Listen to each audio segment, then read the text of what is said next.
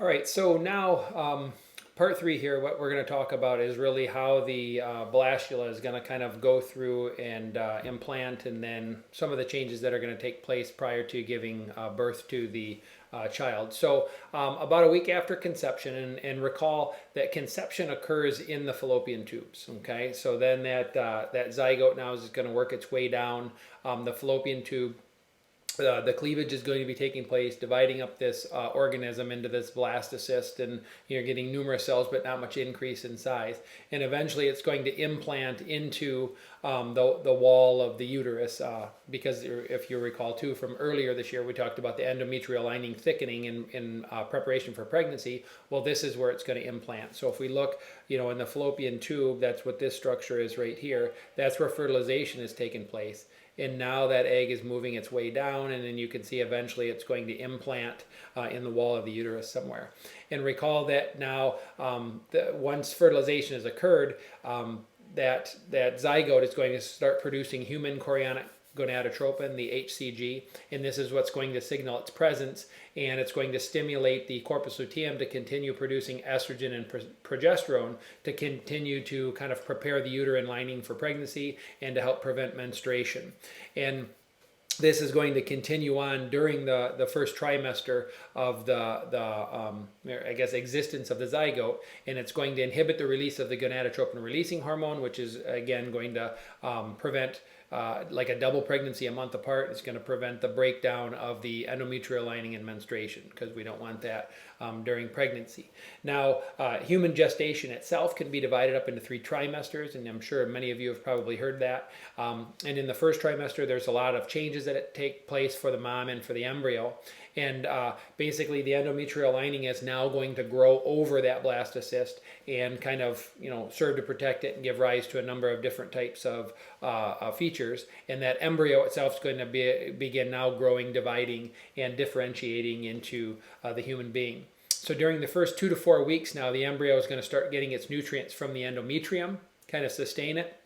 The outer layer of the blastocyst is referred to as the trophoblast, and this is going to mix with the endometrium and eventually give rise to the placenta.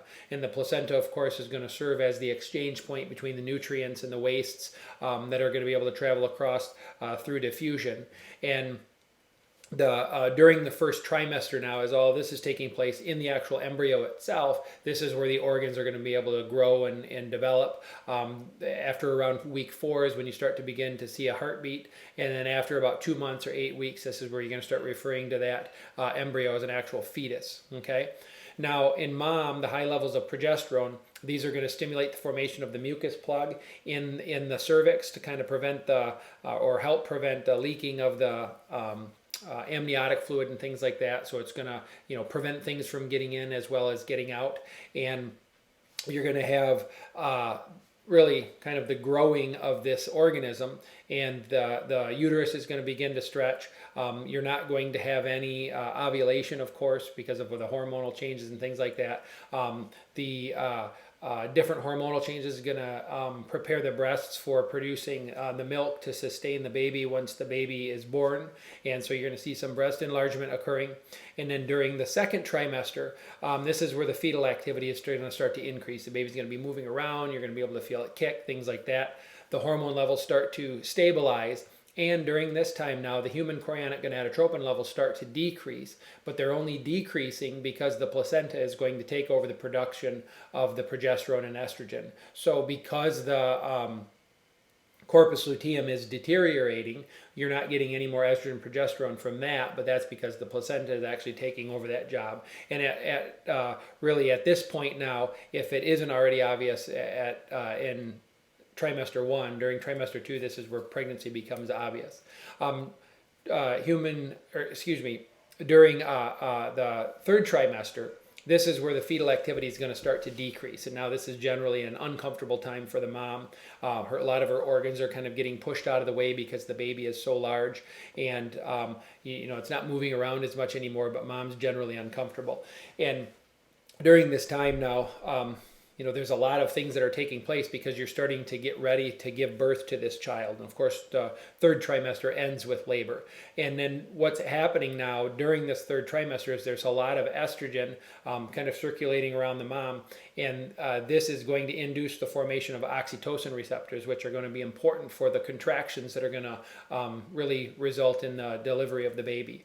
So now the progesterone binds to the estrogen receptors in the smooth muscle, okay, and this is going to be important because those smooth muscle contractions are going to help to give birth to the baby, and the increased estrogen levels are going to suppress the progesterone production, okay, and then this is going to act to increase the uterine sensitivity to oxytocin and prostaglandins, which are responsible for the contractions of the uterus, and it's going to increase prostaglandin production. Okay, so now this is a great example of positive feedback. Okay, and there's not a ton of them, but this is a really good one because this is what's going to give birth to the child. So once labor begins now, estrogen and oxytocin are both going to work together to kind of regulate and, I guess, give these powerful contractions of the uterus, which are going to force the baby out. And the estrogens are going to act to activate these oxytocin receptors within the uterus. So oxytocin is produced by the posterior pituitary gland. And what this is going to do is it's going to stimulate the contraction of the smooth muscles, and specifically here, smooth muscles of the uterus. And in addition to that, it's going to stimulate the placenta to release some prostaglandins, which are going to act to kind of enhance these contractions, which are going to help to force these things out. So the more oxytocin you get, the more contraction of the smooth muscle you get. The more oxytocin you get, the more prostaglandins that are released, and the more powerful the contractions, where you can see they just generally build higher and higher. So these contractions now are going to stimulate the placenta to make and release the prostaglandins, like we said, and it's going to stimulate the pituitary to release more oxytocin, because the more you get, the more contractions, the more you're going to push the baby out. So you can see here the oxytocin is going to stimulate the uterus to contract and the placenta to make prostaglandins.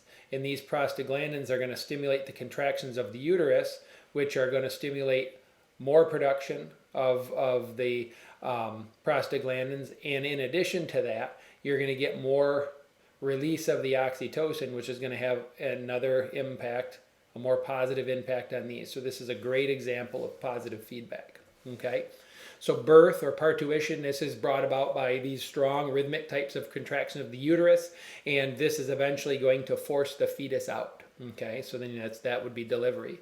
And then lastly, what we have here is lactation, and this is unique to mammals. This is one of the characteristics of the mammals.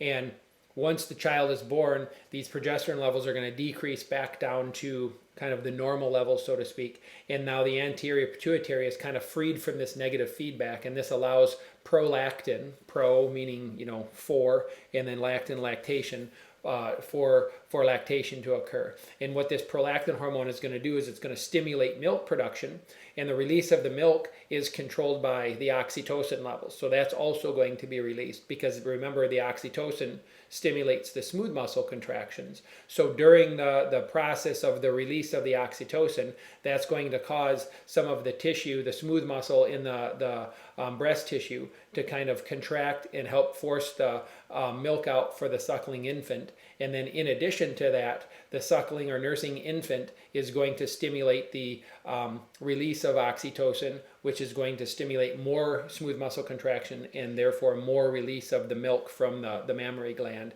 So that's also kind of an example of positive feedback. Okay, so kind of a lot of stuff here in a short period of time. So make sure that any questions that you have, you write down, and we're going to make sure that we talk about them and go over these things in class. Okay, so that kind of concludes chapter 46, and we'll talk to you soon.